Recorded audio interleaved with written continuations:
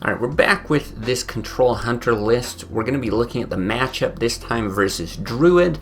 Again, there's many forms of Druid. Some of them are more token heavy, some of them go for late game with the Ancient of Wars, those kinds of things.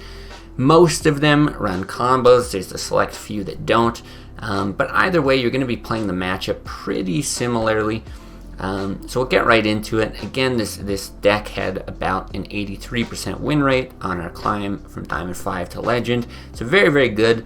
It did do pretty well against Druid, but we didn't have a really large sample size for me to be able to say that it's necessarily favored or not. But it's certainly quite good in the matchup. Now, these possible substitutions here on the right, I think these are cards that you might want to add if you are struggling with the matchup. I haven't tested Deathwing, but I've had the other two in the deck. I kind of suspect Deathwing is the one that I would put in, and I would recommend only one of those because I do think that still this list is very, very tight as is.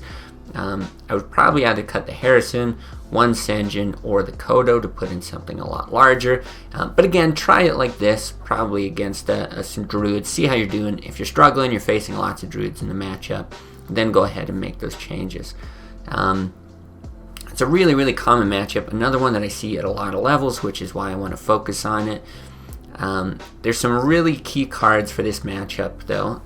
Hunter's Mark, Freezing Trap, and Deadly Shot are the three big ones. I think it's pretty obvious reasoning.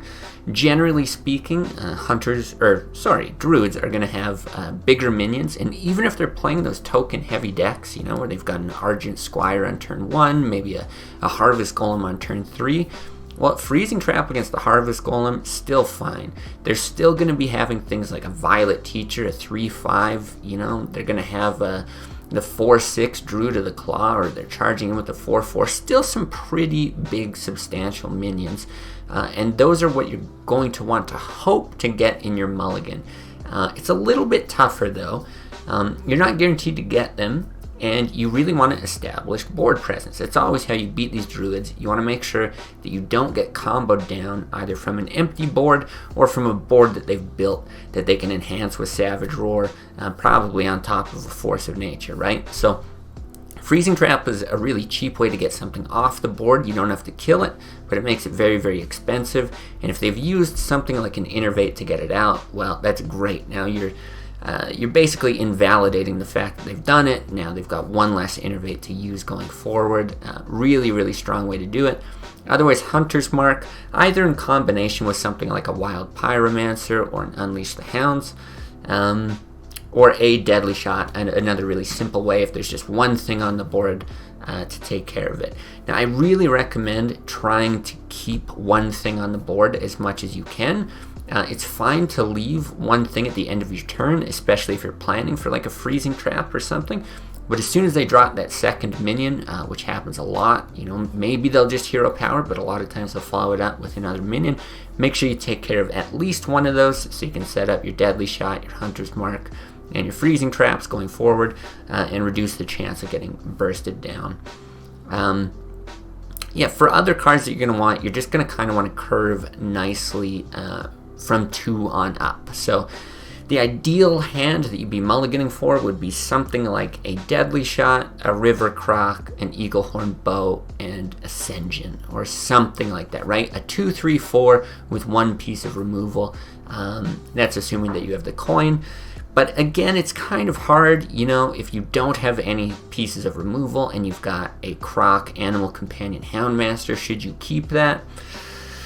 It's fine. You've got a high chance of drawing removal later. You can always tracking for it if you get into it. So feel free to just take that curve and not mulligan too hard for removal. But if you're getting some of these higher up things, the Harrison, the Kodo, the High Main, do you need a Houndmaster if there's no target? Things like that. You can probably safely throw those away. And it's fine to even just hero power on 2, use Bow or something like that, Animal Companion on 3, and then your removal after that, as they're dropping big things. But I do recommend that you try to get it in your starting hand, because there's always the opportunity for them to innervate something big out onto the board, and it'll take care of any of the early minions you have anyway. So having those removal spells in your hand is preferable if you can do it, but of course you can't every single game. And that's really all you're going to have to do is make sure you're trying to keep them down to 1 minion, as I said, into the middle of the game, at the start of the game, right? Deadly shot. Take care of that one big thing, and then by the time the mid-game rolls around, you're going to have 5 mana, 6 mana. You're going to be playing 2 things onto the board, right? It might be a Sen'jin and a Freezing Trap. And the Freezing Trap's going to pick up their guy, and they can only play one more big guy a lot of times. And then, you know, you can Harrison and drop something else. Maybe you're doing a Deadly Shot along with it. You're going to be able to put more things on the board than they are. And their spells aren't very effective at dealing with these Hunter minions, right? They've got Swipes and they've got Wraths. They're generally only going to be able to deal with one thing. A lot of these minions have 3+ health. Of course, you could roll like a Huffer or something can take damage, but your board is fairly resilient to their spells, and if they're using their spells, they're losing tempo. You're going to be able to flood it faster, and you'll chip away with your hero power, plus whatever you've got left on the board, and potentially even a bow as well. So the game just tends to snowball in your favor if you're able to keep their big things off the board with removal, or even their smaller tokens with, you know, Freezing Traps, a Taunted Animal Companion, something like that.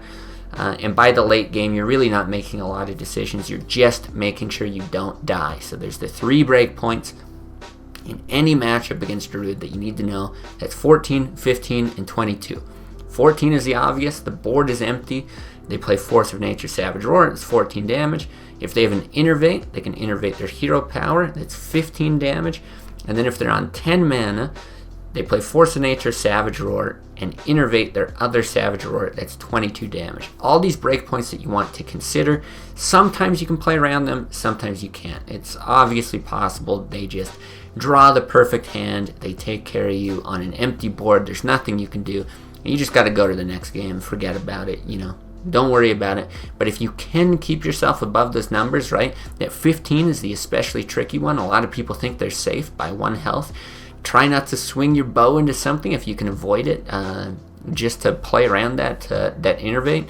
And keep an eye on how many cards they've got. You know, what is the probability that they're actually going to be able to pull off the combo? If they've used their lures, they've dug into their deck, sure, you've taken them off the board with Deadly Shots, but they haven't used any Force of Natures as removal.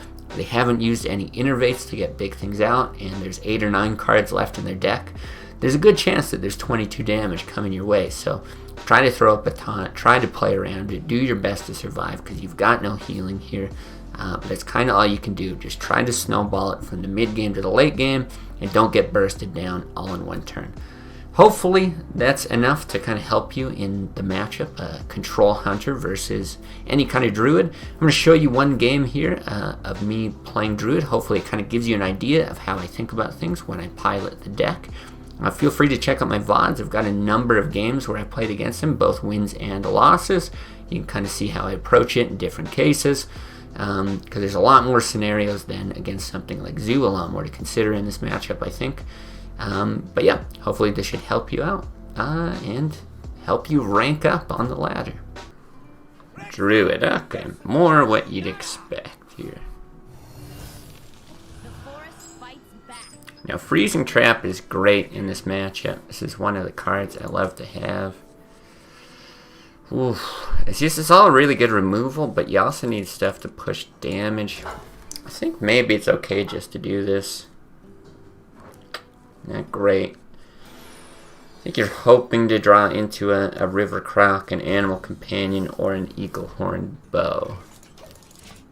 It's a lot of options to draw into, which is why I was willing to throw that away. Plus, you know, for just hero powering on 2 and 3, hopefully not on 4.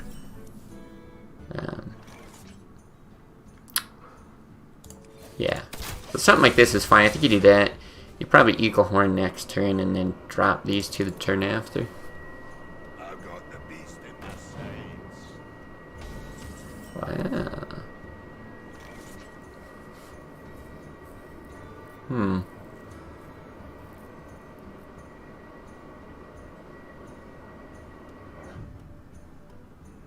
Do we hit that with the bow? So I don't want a freezing trap. I think we do. I don't want a freezing trap and not get a charge off of this thing. I think that's a good play for him. Pushing 4 damage on us is a problem with us not being able to heal.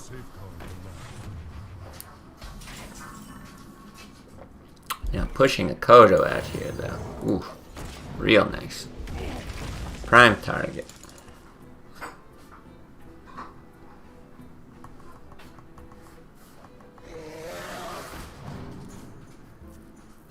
And now here, I think trap's fine. I think we do that and we animal companion. You always want to be efficient and use hero power a lot, but animal companion here's probably going to end up being more damage. Or just eats the wrath, okay.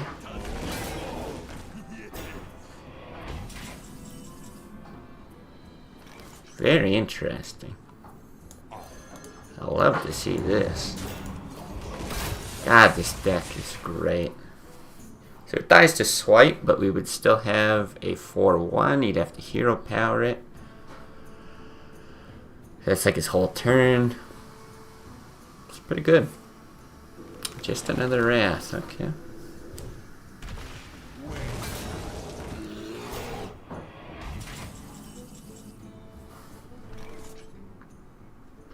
I think we unleash Hunter's Mark. I don't think we need to pyro Hunter's Mark.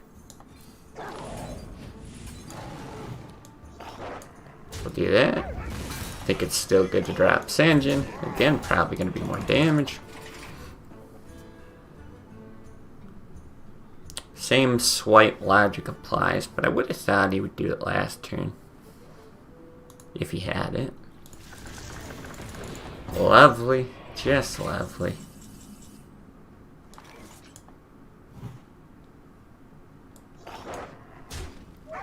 Now, do we drop Harrison? I think so. Really don't need that explosive trap down now. There's almost no way he attacks our face anyway. It's possible that it's correct to swing here while there's no taunts up, but might actually need it to get through one.